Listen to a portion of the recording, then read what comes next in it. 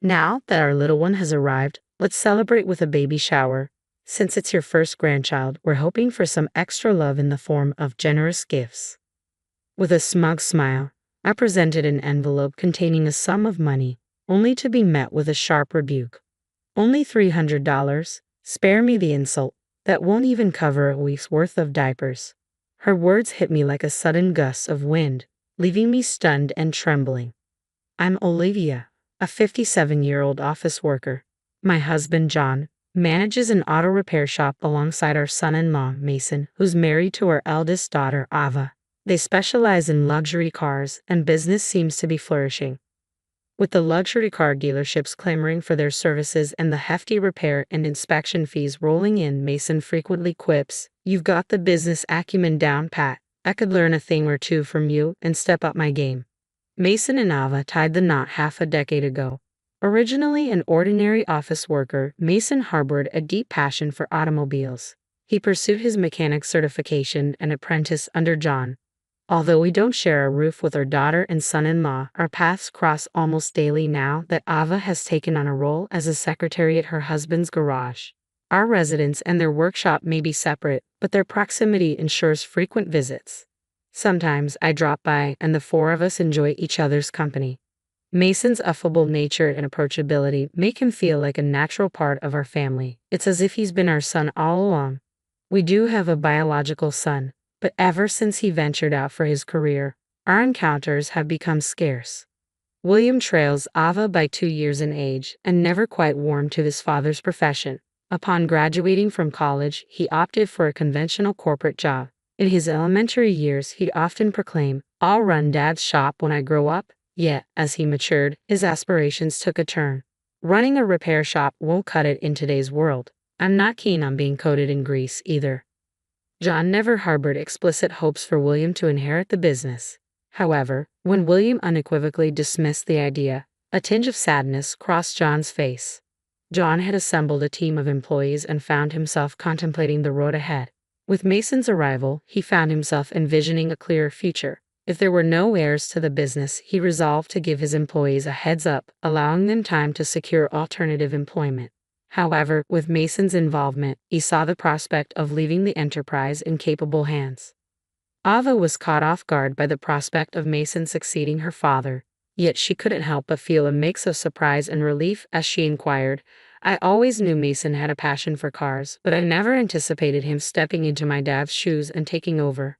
But since William had no plans to carry on, it shouldn't pose any issue, right? My husband's business is thriving, and it seems like Ava is constantly probing me about whether William will eventually seek ownership of the shop." Ava's concerns aren't unfounded. There's something raw about William's wife, Emma. They tied the knot just 2 years back, and ever since they first visited our home to introduce Emma, she left quite an imprint. Upon their arrival, Emma's first words were, "This place has a very blue-collar vibe, doesn't it? Is this typical of self-employed folks' homes?" My husband and I were so stunned that we couldn't find any words to reply. Ava, who was also present, appeared to be seething with anger and swiftly fired back, "Who do you think you are? What kind of remarks are those to your future in-laws?" Yet Emma stood firm, asserting, "I'm just speaking my mind. Please refrain from picking on me even before we're officially married." I attempted to diffuse the escalating tension between the two women and tried to proceed with the introductions for the impending marriage. However, William interjected, saying, "Just because we're getting married doesn't mean we'll be living here or relying on you." It became evident that William wasn't pleased with Mason's involvement in his father's business and his close relationship with us. Since Ava and Mason tied the knot, William seemed intent on putting even more distance between himself and our family. Mason chose not to join us that day out of consideration. However, William couldn't resist making a snide comment, remarking, "Looks like Ava's husband decided to skip out today, huh? Probably didn't want to embarrass us all with his usual greasy appearance. I'm just glad he's not here." Despite his earlier claims that he had no interest in taking over my husband's shop, it was apparent that William might harbor some resentment towards Mason, who wasn't a blood relative, potentially becoming the successor. His words ignited a surge of anger within me, and I couldn't help but fire back. "Are you feeling jealous of Mason now? You were the one who adamantly declared you had no intention of taking on your father's business." My typically mild-mannered husband intervened, trying to diffuse the tension. Let's not allow anger to consume us, everyone. Since William's fiancée has taken the initiative to introduce herself, let's strive to get along. Despite my husband's attempt to maintain peace, I found it increasingly challenging to contain my frustration. Yet before I could say anything more, Emma interjected, I don't particularly care. I never had any intention of getting along with you anyway. She addressed us with an air of condescension, speaking down to us as if we were beneath her. Despite beginning to calm down at my husband's soothing words, both Ava and I found ourselves growing irate once more. We exchanged stern glances with Emma, but she seemed to derive amusement from our agitation. You common folk are so easily riled up. Coming from a family of privilege, I can't say I've ever experienced anger, she chirped, proudly flaunting her upper-class background. According to William's previous accounts, Emma's father held a prestigious position as the director of a large corporation. It was apparent why she viewed us as commoners. The prospect of such a woman becoming our daughter-in-law weighed heavily on both Ava and me. Even my husband seemed to recognize the untenable situation. He proposed to William and the others, perhaps it's best we conclude our meeting for today. After all, this was intended to be a simple meet and greet. The two of them hastily departed, leaving a lingering tension in their wake. Even after their departure, Ava was still ablaze with anger. Who does she think she is? Boasting about her upper-class lineage just because her father holds a directorial position in a company. She's overstepping her bounds. Even my husband, who had been attempting to pacify us, appeared taken aback. William certainly has his hands full with that one. I'm apprehensive about what lies ahead, he remarked, letting out a heavy sigh. He recounted to us the challenges Emma had presented during the wedding preparations. On the eve of the wedding, Emma deliberately paid us a visit and remarked, please ensure you scrub yourself clean, future father-in-law. And do make an effort to dress appropriately, future sister-in-law. You must be aware of your own appearance, right? After all, you're not exactly the epitome of beauty. At least try to present yourself decently. Her words dripped with sarcasm as she spoke. I felt a surge of anger rising within me, ready to retort, but my husband interjected calmly, noted, we'll ensure there are no disruptions. Emma appeared momentarily taken aback by his response. It seemed she had anticipated a more heated reaction, but my husband's composed reply left her at a loss for words. With a dissatisfied expression, she exited the scene, unable to provoke the desired reaction from us. The following day, at the wedding ceremony, Emma stepped forward in front of our family and delivered her usual barbed remarks. It's embarrassing for everyone to associate with your relatives, so kindly keep them in check. And as for this pervasive oily smell in the vicinity, it's all thanks to you, she sneered, unable to resist her habitual snidiness. Upon meeting Emma for the first time, Mason wore a fascinated expression and remarked, I'd heard some rumors, but she's even more intense than I imagined. Normally sporting long, unkempt hair and a beard, Mason had tidied up his appearance for the occasion, dressed sharply in a suit, leaving Emma with no grounds for complaint. Though, he added with a hint of mischief, I kind of wish he'd shown up in his usual work attire, long hair, and all, just to see Emma's reaction. Following the wedding, we received no word from William at all. Concerned, I voiced my worries. I wonder how William is holding up. My husband, sounding resigned, replied, no news is probably good news. I was worried too, but reaching out might only rile up his wife. Let's wait for them to reach out to us. During their previous visit for the marriage introduction, it had been made abundantly clear that they wanted minimal interaction with us, making it difficult for us to initiate contact. 2 years passed without a single word from William. Emma's behavior at the wedding continued to be a topic of conversation among us. Whenever my husband, Ava, Mason, and I gathered for a meal, the subject inevitably arose. I don't think Emma even knew who I was. No one bothered to introduce me to her.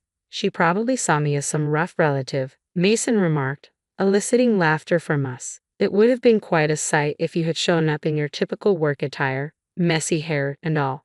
She might have thrown you out, I added, chuckling along with everyone else. The tension at the wedding had been so palpable that Mason never had the chance to introduce himself to Emma. Nevertheless, Mason had seamlessly integrated into our family by now, becoming like a cherished son to us, even in William's absence. Then, out of the blue, one day, heavy snowfall blanketed the area, causing chaos on the roads as cars became stranded everywhere. At my husband's workshop, a surge of requests flooded in from customers needing their cars towed, keeping everyone bustling with tasks.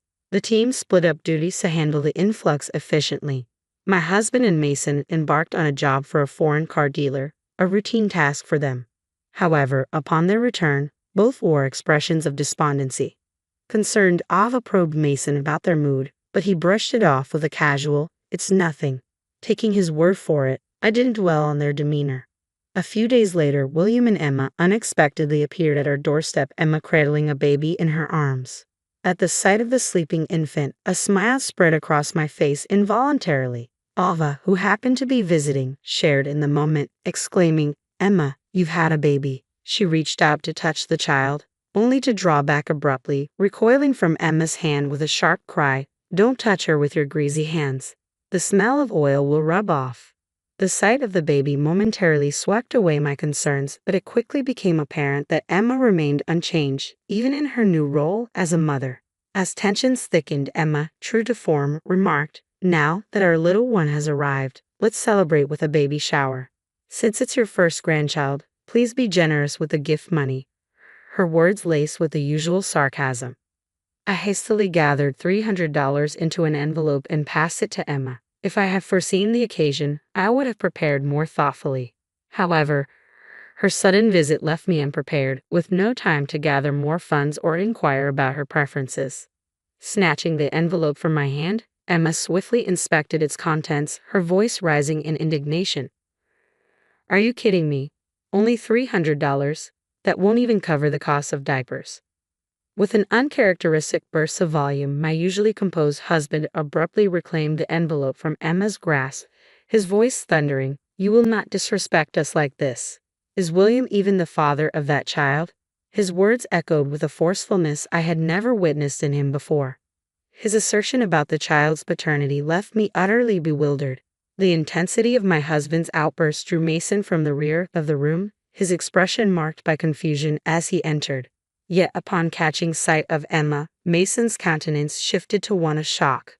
In turn, Emma, upon noticing Mason's presence, betrayed a flicker of alarm, swiftly attempting to conceal her face. Upon spotting Mason, my husband challenged Emma, "Does seeing Mason jog your memory? You surely recall him from our discussion in your fancy minivan during the heavy snowfall. You were voicing your complaints to Mason. I doubt you've forgotten his face." Despite my husband's pointed remarks, Ava, William, and I remained perplexed, all equally taken aback by the unfolding situation. My husband's next words only added to the confusion. "As the president you were with at the time is doing well, please convey my message. If he intends to engage in extramarital affairs, he should choose a time when it's not snowing, lest he be caught," he stated cryptically. At the mention of an affair, tension gripped Ava, William, and me. We exchanged incredulous glances, struggling to comprehend the gravity of the situation. Emma swiftly rebuffed the accusation, her denial tinged with evident fluster, a stark departure from her usual demeanor. "What are you talking about? The heavy snow? An affair? Your words make no sense," she protested, her composure visibly rattled. At my husband's cue, Mason retrieved his phone and began navigating through it. Meanwhile, my husband proceeded to fill us in. During the heavy snowfall, Emma and some other individual found themselves stranded in a luxury minivan. Mason and I went to their aid. At first, I didn't recognize Emma, but I found it peculiar that there was a baby present in the vehicle. I was heavily masked, sporting sunglasses and a helmet, so she likely didn't recognize me. However, Mason, with his distinctive long hair and beard, would have been memorable even with a mask on. As my husband concluded his explanation, Mason chimed in, "We have everything captured on our car's dashcam. She can't deny it." He extended his phone towards Emma, who gasped upon glimpsing the screen, quickly averting her gaze. Ava, William, and I peered at the screen in astonishment. Sure enough, the footage showed Emma and an unfamiliar man berating Mason. "We have a baby on board, and we're already moving. Hurry up." Emma's voice boomed from the screen as my husband and Mason worked to secure chains onto the opulent minivan. The two figures were caught whispering to each other amidst the commotion. My husband's expression darkened as he spoke. "The dashcam may not capture sound, but I heard every word. William is foolish to believe that child is his. You two said, 'Well, Emma, you're the fool for discussing your affair right in front of your father-in-law without even realizing it.' In the midst of his revelation, William erupted, "Eva, what are you saying? Is this true?" Emma attempted to brush off the accusation with a forced laugh, insisting, "Of course it's a lie," though her pallid complexion betrayed her true feelings. Adding weight to the accusations, Mason interjected, "Didn't you mention divorcing William at the opportune moment? I heard you say it. You even mentioned ensuring child support. You seemed quite pleased about it." With each word, Mason unveiled more of the truth. Emma's agitation mounted, her hands trembling as she cradled her crying baby. Seizing upon the infant's distress, Emma pointedly blamed us. "Look what you've done. The baby's upset because of your cruelty. I've had enough. I'm leaving today," she declared, storming out and leaving the flustered William behind. His face flushed with anger, William simmered in her wake, gradually regaining his composure once Emma had departed. "Dad, what you said earlier, is it true?" William sought confirmation from his father once more.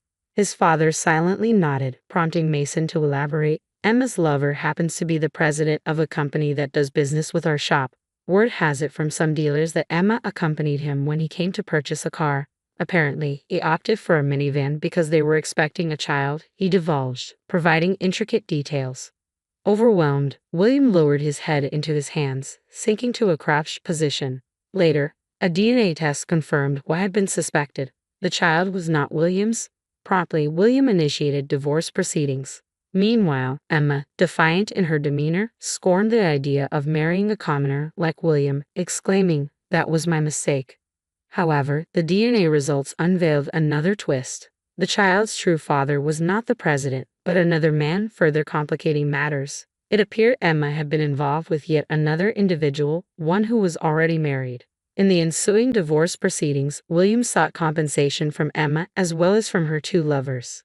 Despite Emma's family flaunting their supposed high-class status, it was revealed that they were not as affluent as they claimed, resorting to borrowing money to settle the compensation in the divorce proceedings. Emma's affair with the president stemmed from her desire for a luxurious lifestyle. However, her hopes for a remarriage with him were dashed. Instead of tying the knot, she found herself facing a claim for compensation for breach of engagement on his part. Following his split from Emma, it appeared that William had developed a deep-seated distrust towards women. "I'm never getting married again," William declared, opting to live independently. "For my husband and me, the dream of our first grandchild dissolved." Yet our spirits were swiftly lifted upon learning of Ava's pregnancy. As a couple, we burned with joy. In a playful jab at my husband, Mason quipped, "Don't worry, the baby's definitely mine." With the arrival of the baby, we'll be moving in with Ava and Mason. "It looks like we're in for an exciting chapter ahead," I remarked, anticipating the lively life awaiting us.